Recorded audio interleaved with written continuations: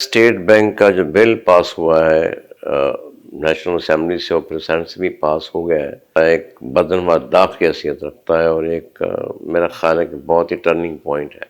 तो इसकी थोड़ी सी मैं आपको बैकग्राउंड अर्ज कर दूं कि बरतानिया के तख्त पे कौन अहमक हुकूमत कर रहा है।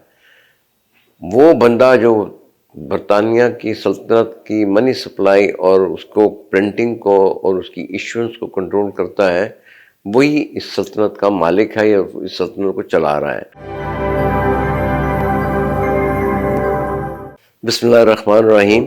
रब्बि इश्रह ली सदरी व यस्सिर ली अमरी वहलुल उक़दतम मिन लिसानी यफ़क़हू क़ौली। सदक़ल्लाहुल अज़ीम। मुअज़्ज़िज़ ख़वातीन व हज़रात, Abdul Razzaq light of guidance में आपके साथ सामने हाज़िर खिदमत है। आज का मौजू है स्टेट बैंक का जो बिल पास हुआ है नेशनल असेंबली से और फिर सेनेट से भी पास हो गया है। वो पाकिस्तान की तारीख़ में एक मेरे ख़्याल में बहुत ही हैसियत रखता है, एक बदनवादाफ की हैसियत रखता है और एक मेरा ख़्याल है कि बहुत ही टर्निंग पॉइंट है। ये इसलिए कि ये अगर इस पर कोई पाबंदियाँ नहीं होंगी स्टेट बैंक ऑफ पाकिस्तान के ऊपर, तो इंटरनेशनल मॉनेटरी फंड और वर्ल्ड बैंक और उनका यह नुमाइंदा जो है वो पहले भी मनी कंट्रोल और मनी सप्लाई को कंट्रोल कर रहे थे। अब वो बिल्कुल मादर पिदर आज़ाद हो जाएंगे। इसका मतलब ये है कि वो जब चाहें आपकी टैक्स पॉलिसी को, जिसको फिजिकल पॉलिसी कहते हैं, मॉनेटरी पॉलिसी को, मनी सप्लाई को, ट्रेड पॉलिसी को डायरेक्ट कर सकते हैं। मसलन अगर वो कहें कि जी आपने कंस्ट्रक्शन जो इंडस्ट्री है उसको बूम देना है तो उसमें ज़्यादा पैसा लगा देंगे। अगर वो कहें जी आपने ये जो दरख्त लगाने वाली स्कीम है इसमें भी पैसे नहीं लगाने, तो वो पीछे चला जाएगा। इसी तरह से एजुकेशन में, सोशल सेक्टर्स में, बाकी जगहों पे भी यही हालात होंगे। तो इसकी थोड़ी सी मैं आपको बैकग्राउंड अर्ज कर दूं कि ये जो रॉथस्चाइल्ड एक फैमिली है, very sort of renowned family of the world, और भी फैमिली हैं, मतलब हाउस ऑफ रॉथस्चाइल्ड है, अपना गोल्डस्मिथ है, फिर आपके रॉकफेलर वगैरह हैं। ये सारे मतलब पूरे ये सारी जूश बैंकर्स हैं जो कि पूरी दुनिया की मनी सप्लाई को और सारे मामला को कंट्रोल करते हैं।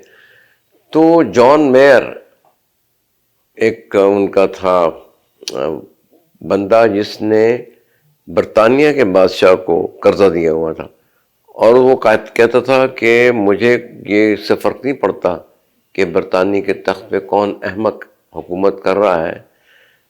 वो बंदा जो बरतानिया की सल्तनत की मनी सप्लाई और उसको प्रिंटिंग को और उसकी इशुएंस को कंट्रोल करता है, वही इस सल्तनत का मालिक है या इस सल्तनत को चला रहा है। और वो मैं शख्स हूँ, यानी उसको इतना अपने ऊपर समझने तकब्बुर था या गर्व था कि उसने इसको इस तरीके से अपने आप को प्रोजेक्ट किया।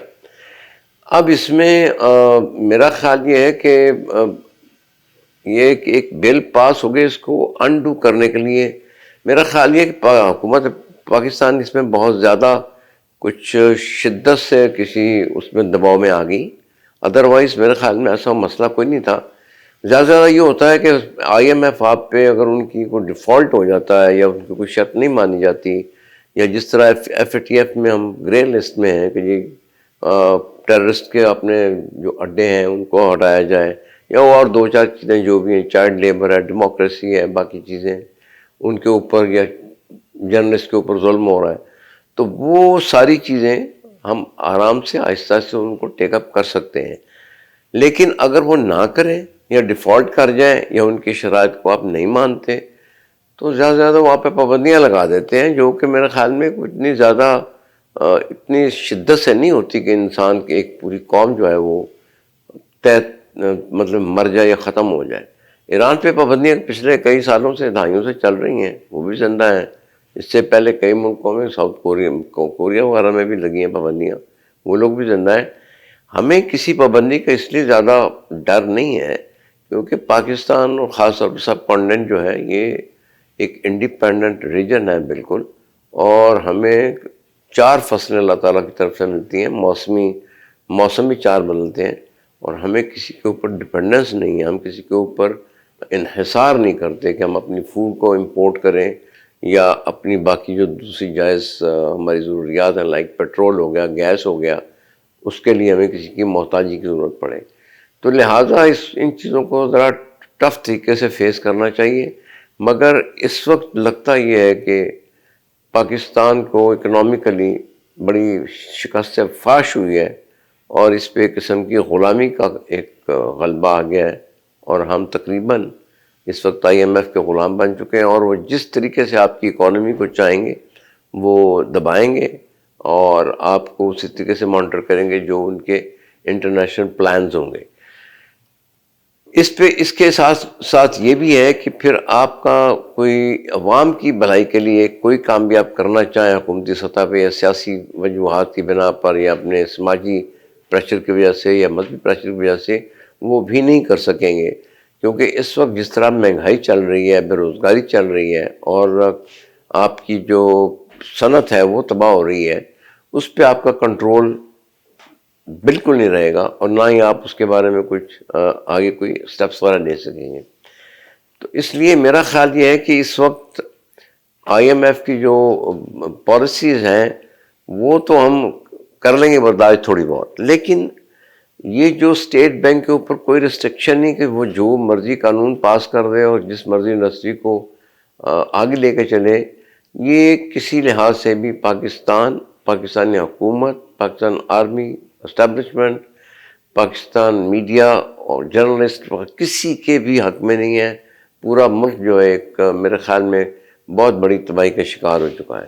تو اس میں میرے خیال میں اگلی میں ویلاگ میں آپ سے کوئی گزارشات کروں گا. اگلے ویلاگ تک اجازت دیجیے. Thank you very much. خدا حافظ.